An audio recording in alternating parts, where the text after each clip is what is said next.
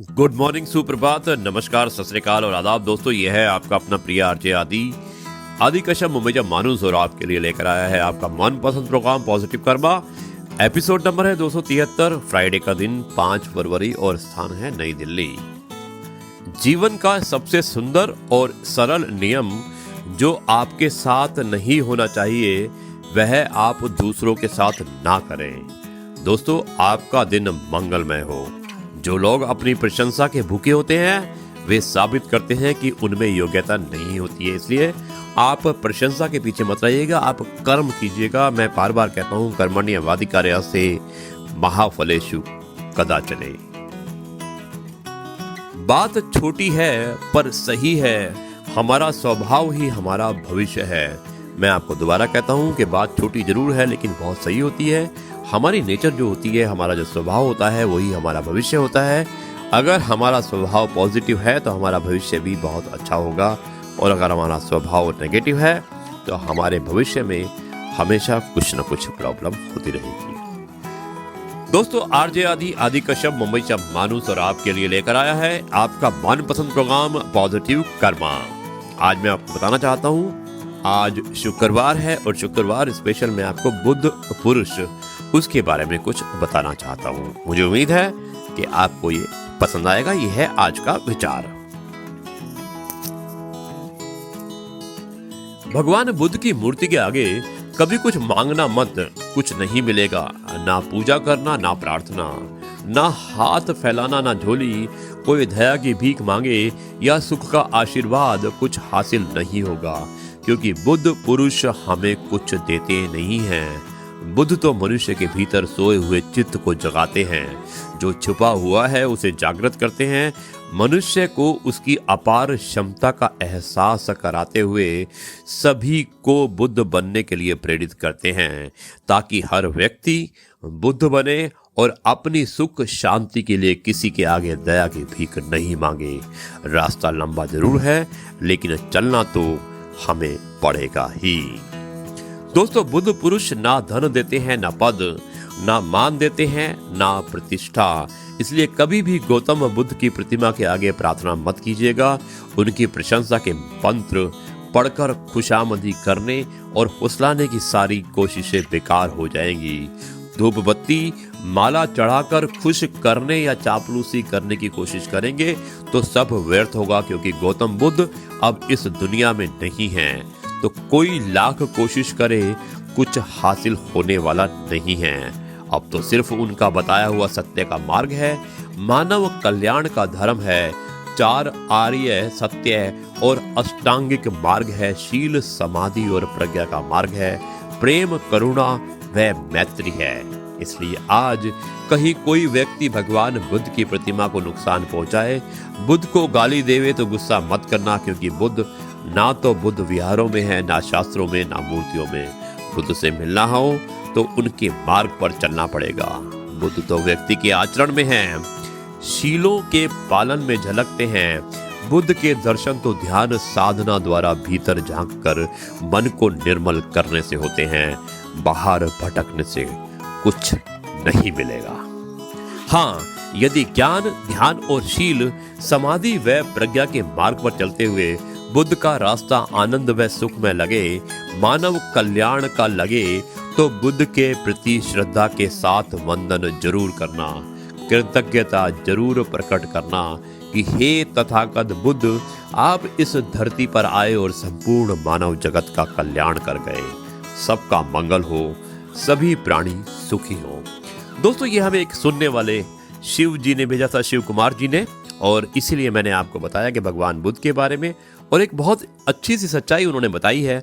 और मुझे उम्मीद है कि इस सच्चाई के हम नज़दीक जाने की कोशिश करेंगे और हम देखेंगे कि हमारा जीवन जो है मूर्ति के ऊपर नहीं है, हमारा जीवन सच्चाई के ऊपर होना चाहिए, हमारा जीवन कर्म के ऊपर होना चाहिए, हमारा जीवन शालीनता के ऊपर होना चाहिए, हमारा जीवन हमारे व्यवहार के ऊपर होना चाहिए। यह है आपका अपना प्रिय आरजे आदि कश्यप मुंबई का मानुस और आपके लिए लेकर आया है आपका मनपसंद प्रोग्राम पॉजिटिव कर्मा।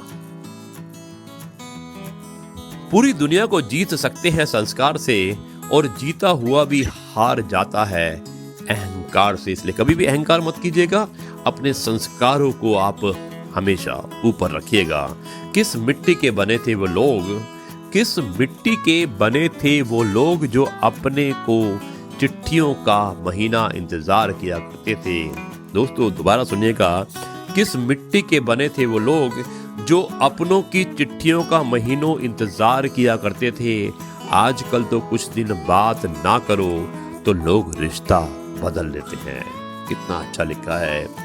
ए जिंदगी मुझे तुझसे कुछ नहीं चाहिए, ए जिंदगी मुझे तुझसे कुछ नहीं चाहिए, जो चाहिए वह तुम मुझे दे भी नहीं सकती।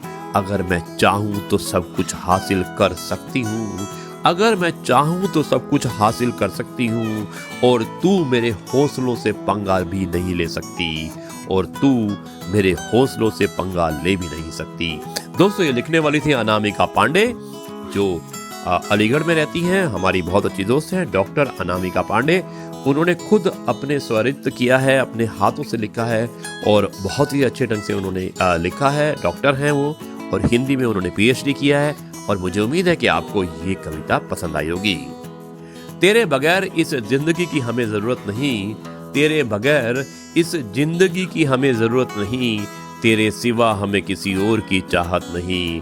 तुम ही रहोगे हमेशा मेरे दिल में, तुम ही रहोगे हमेशा मेरे दिल में। आरजे आदि का शब्द मुंबई से मानुस और आपके लिए लेकर आया था आपका मनपसंद program positive karma, episode number 273, और दिन शुक्रवार 5 फरवरी, स्थान नई दिल्ली।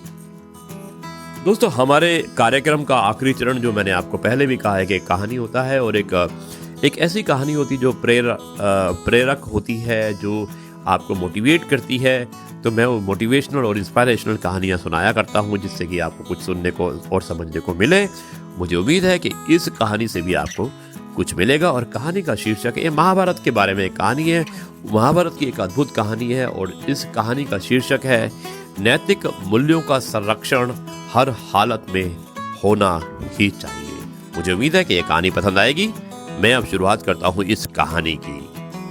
महाभारत कर्ण पर्व के अध्याय 90 में एक कथा आती है। खंडन वन में एक महासर्प रहता था, नाम था अश्वसेन। वन में आग लगी उस अग्निकांड का निर्मित अर्जुन को माना गया। अग्निकांड में अश्वसेन की माता चक्षुषक मर गई। इस पर उसे बहुत क्रोध आया और अर्जुन से बदला लेने के लिए घात लगाने लगा। कुरुक्षेत्र के मैदान में महाभारत रचा गया। कर्ण और अर्जुन आमने सामने थे। अश्वसेन ने उपयुक्त अवसर देखा और वह बाण का रूप धारण करके कर्ण के तर्कस में जा घुसा। अर्जुन पर प्रहार करते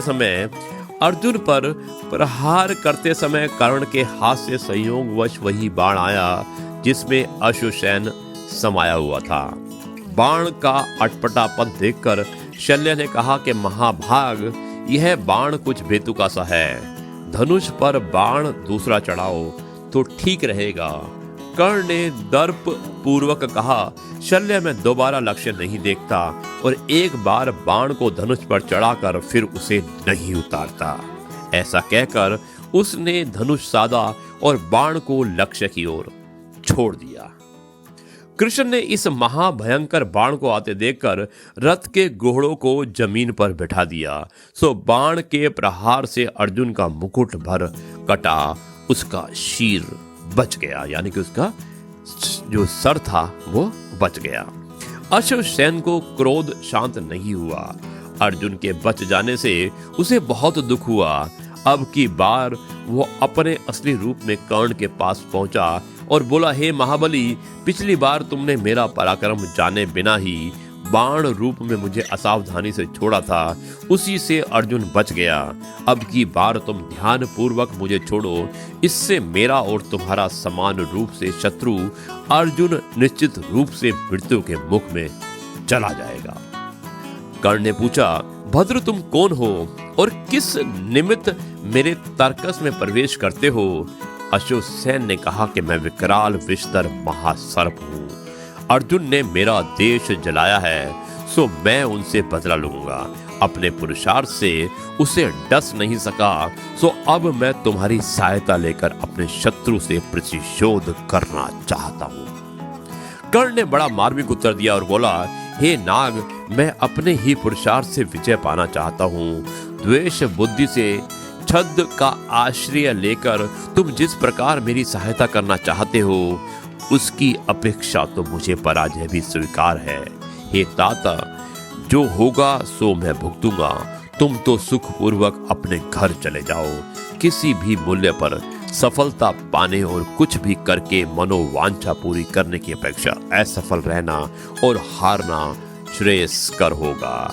नैतिक मूल्यों का संरक्षण हर हालत में होना चाहिए, चाहे उससे अपने स्वार्थों को कितना ही आघात क्यों ना लगता हो।